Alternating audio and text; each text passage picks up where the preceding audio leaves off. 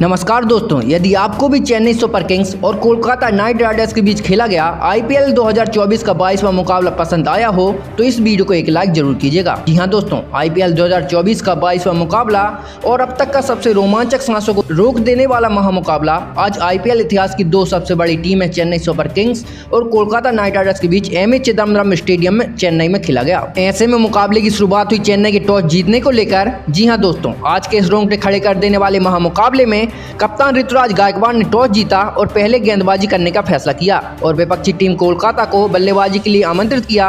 फिर मुकाबला शुरू हुआ रनों की बारिश करने के इरादे से कोलकाता की ओर से सुनील नारायण और फिल सॉल्ट ओपनिंग बल्लेबाजी करने के लिए मैदान में उतरे। दोस्तों, इन दोनों ही बल्लेबाजों के कंधे पर इस महामुकाबले में अपनी टीम को एक विस्फोटक ओपनिंग शुरुआत दिलाने की बड़ी जिम्मेदारी थी। लेकिन दोस्तों, इस महामुकाबले में कोलकाता की शुरुआत काफी खराब रही। जी हां दोस्तों, और मैच के पहली ही गेंद पर कोलकाता को फिलिप सॉल्ट के रूप में पहला झटका लग गया। आपको बता दें, पहला ओवर लेकर आए तुषार देशपांडे ने उन्हें रविंद्र जडेजा के हाथों कैच आउट करवाते हुए बिना खाता खोले पवेलियन का रास्ता दिखा दिया।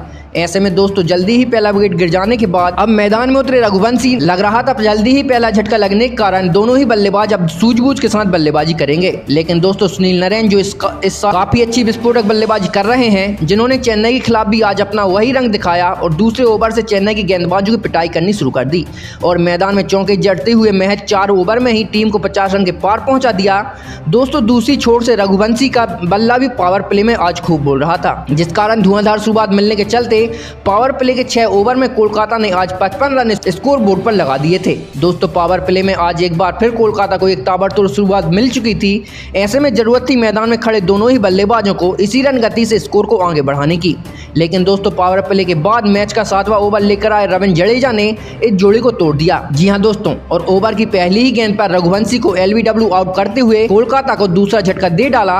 आपको बता दें, रघुवंशी मात्र 24 रन बनाकर आउट हुए। वहीं दोस्तों, दूसरी छोर पर खड़े कोलकाता के महत्वपूर्ण बल्लेबाज सुनील नारायण भी इसके बाद ज्यादा वक्त क्रीज पर टिके नहीं रह पाए और इसी ओवर की 5वीं गेंद पर बड़ा शॉट खेलने के चक्कर में कैच आउट होते हुए अपना कीमती विकेट गंवा बैठे। आपको बता दें, सुनील नारायण आज टीम के लिए महज 27 रन ही बना सके।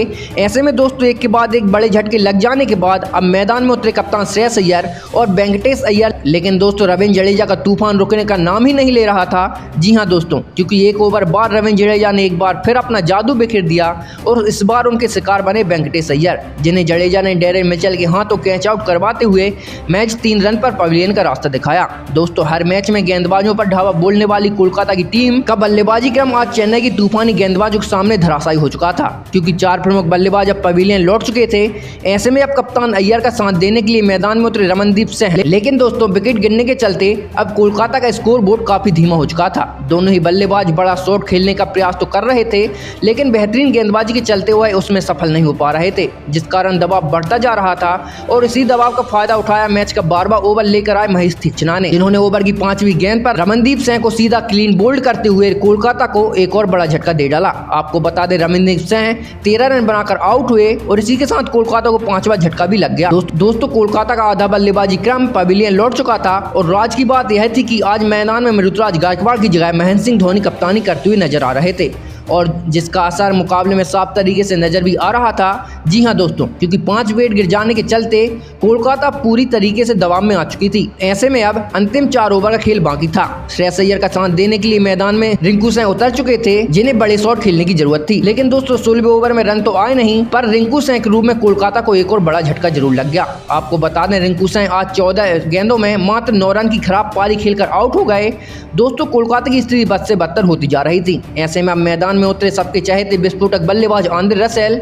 यहां से कोलकाता को अगर चेन्नई के सामने सम्मानजनक लक्ष्य खड़ा करना था तो आंद्रे रसेल को एक चमत्कारिक पारी खेलने की जरूरत थी। लेकिन चेन्नई के मैदान में आंद्रे रसेल का बल्ला भी आज हल्ला मचाने में पूरी तरह नाकामयाब रहा। जी हां दोस्तों, भले ही उन्होंने 2 चौके जड़े, लेकिन वह टीम के लिए बड़ी पारी नहीं खेल पाए और मात्र 10 रन बनाकर पवेलियन लौट गए। वहीं दोस्तों, अंतिम ओवर में कोलकाता को कप्तान श्रेयस अय्यर और मिचेल स्टार्क के रूप में 2 और बड़े झटकों का सामना करना पड़ा, जिस कारण 20 ओवर का खेल खत्म होने तक कोलकाता यह मुकाबला जीतने के लिए चेन्नई के सामने महज 138 रनों का ही लक्ष्य खड़ा कर पाया। ऐसे में दोस्तों, इसके बाद कोलकाता से मिले हुए 138 रनों के लक्ष्य का पीछा करने चेन्नई की ओर से कप्तान ऋतुराज गायकवाड़ के साथ रचिन रमीन ओपनिंग बल्लेबाजी करने के लिए मैदान में उतरे। थे। तो दोस्तों कोलकाता ने दिया हुआ लक्ष्य भले ही छोटा था, लेकिन दोनों ही बल्लेबाजों पर ताबड़तोड़ शुरुआत दिलाने की बड़ी जिम्मेदारी थी। इस महामुकाबले में चेन्नई की शुरुआत काफी खराब रही।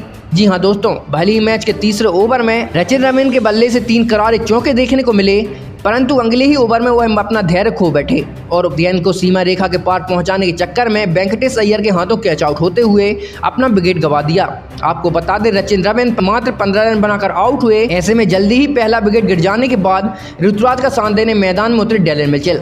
फिर यहां से दोनों ही बल्लेबाजों ने कोलकाता गेंदबाजों का काफी बेहतरीन तरीके से सामना किया और चेन्नई का स्कोर बोर्ड आगे बढ़ाना शुरू कर दिया। दोस्तों दोनों ही बल्लेबाज बेहतरीन लाइन में नजर आ रहे थे, जिस कारण कभी ऋतुराज तो कभी डेरेन मिचेल से पावर प्ले में तेज तर्रार चौके भी देखने को मिल रहे थे और इसी के चलते 6 ओवर का खेल खत्म होने तक चेन्नई ने आज 52 रन स्कोर बोर्ड पर लगा दिए थे। दोस्तों पावर प्ले में आज चेन्नई को एक बेहतरीन शुरुआत मिल चुकी थी, लक्ष्य भी छोटा था। ऐसे में जरूरत थी दोनों ही बल्लेबाज इसी रन गति से टीम का स्कोर आगे बढ़ाएं और टीम को एक आसान सी जीत दिला दें और दोस्तों ऐसा ही देखने को मिला। जी हां, पावर प्ले के बाद भी इन दोनों ही बल्लेबाजों ने अपनी जिम्मेदारी को बखूबी निभाया और कोलकाता के गेंदबाजों को शानदार तरीके से सामना करते हुए रन गति को आगे बढ़ाना जारी रखा। दोस्तों परिस्थितियों को देखते हुए मुकाबला पूरी तरीके से चेन्नई के हित में आ चुका था, क्योंकि लक्ष्य को देखते हुए दोनों ही बल्लेबाज काफी सूझबूझ के साथ बल्लेबाजी कर रहे थे और इसी बीच कप्तान ऋतुराज गायकवाड़ ने कोलकाता के खिलाफ इस महामुकाबले में इस सीजन का अपना पहला 50 जड़ दिया। दोस्तों ऐसे में किसी भी हाल में मुकाबले में वापसी करनी थी तो कोलकाता को विकेट झटकना अब जरूरी हो चुका था और आखिरकार यह काम करके दिखाया। मैच का 13वां ओवर लेकर आए सुनील नरेन ने, जिन्होंने ओवर की तीसरी गेंद पर डेरेन मिचेल को सीधा क्लीन बोल्ड करते हुए कोलकाता को दूसरी सफलता दिला दी। आपको बता दें डेरेन मिचेल 25 रन बनाकर आउट हुए। फिर मैदान में उतरे विस्फोटक बल्लेबाज शिवम दुबे और आते ही एक जोरदार चौका जड़ते हुए उन्होंने अपनी पारी का आगाज कर दिया। दोस्तों चेन्नई भले ही अपने 2 बड़े विकेट गंवा चुकी थी, लेकिन अब मुकाबला पूरी तरीके से चेन्नई की मुट्ठी में आ चुका था, क्योंकि अब अंतिम 30 गेंद पर महज 23 रनों की जरूरत थी, जहां पर शिवम दुबे ने 2 गेंदों पर 2 छक्के जड़ दिए, जिस कारण अब 24 गेंद में महज 10 रनों की जरूरत थी। जहां 17वें ओवर में तीसरी गेंद पर शिवम दुबे ने एक और छक्का जड़ दिया, लेकिन दोस्तों अगली गेंद पर दुबे क्लीन बोल्ड होते हुए अपना विकेट गंवा बैठे। ऐसे में अब 3 रनों की जरूरत थी। मैदान पर उतरे सबके चहेते महेंद्र सिंह धोनी, जिनसे उम्मीद थी कि वह एक आसमानी छक्का जड़ते हुए इस मुकाबले को खत्म करेंगे, लेकिन दोस्तों इससे पहले ही ऋतुराज गायकवाड़ ने एक बेहतरीन शॉट जड़ते हुए इस महामुकाबले में चेन्नई को 7 विकेट से एक धमाकेदार जीत दिला दी और एक बार फिर साबित कर दिया कि चेन्नई में आकर चेन्नई को हराना मुश्किल ही नहीं नामुमकिन है। आपको बता दें इस मुकाबले में चेन्नई की ओर से सबसे अधिक रन कप्तान ऋतुराज गायकवाड़ ने बनाए, तो गेंदबाजी में बेहतरीन गेंदबाजी तुषार देशपांडे की रही। तो दोस्तों कैसी लगी आपको यह हमारी वीडियो, कमेंट करके जरूर बताइएगा। साथ ही कमेंट बॉक्स में यह बताएं क्या चेन्नई सुपर किंग्स इस बार क्वालिफाई कर पाएगी। नए हैं तो चैनल को सब्सक्राइब करना, वीडियो को लाइक करना और शेयर करना बिल्कुल न भूलें। धन्यवाद।